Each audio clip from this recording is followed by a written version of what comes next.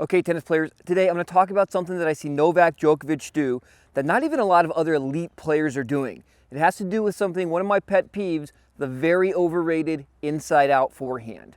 Now, before we get into how you can incorporate this into your own game and practice it, let's go over exactly what it is. Simply put, while everyone else is hitting forehands from over here, Novak is hitting backhands from here. In fact, on Novak's way to victory at the 2023 Australian Open, he hit 92 more backhands than his opponents. You'll often see Novak opt first for a backhand and then realize that he's able to get around it and hit a punishing forehand, whereas most players, you'll actually see them initially try to make it a forehand and then settle for the backhand. This does quite a few things bad for them and good for Novak. Number one, it keeps him in a better position. He's able to stay closer to the baseline and closer to the middle where you want to be. Sure, maybe it's only one step closer, but in terms of high-level tennis, that one step is a really big deal. Whether it's being able to get a further ball, the next ball out wide, or even just being able to take advantage of maybe a weaker ball coming up. That time you could be spend doing those things, you're actually going to be spending just recovering.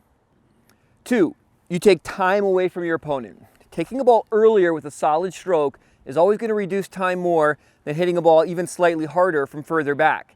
This is why when people play Novak, they get this feeling of pressure. The ball's always coming back so fast, and they never have time to really get set up and cognitively make good decisions on the court. Finally, he has more angle.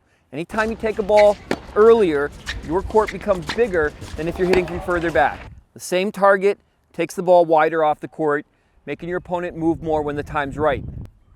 So what can you do to make sure you don't build this flaw of hitting forehands when you should be hitting backhands in your own game? Well, one, just don't overtrain it. Make sure most of the time your training is dominated by learning to pound backhands cross court, take them early. And then a shot that happens on occasion, a shorter, more in the center ball, yeah, practice that too. But don't let that consist of all your training. Make sure the majority of your training is rallying the backhand cross court. Also, make sure you like your backhand. Don't be afraid to take a deep dive into your fundamentals and make sure that you're hitting the ball effectively.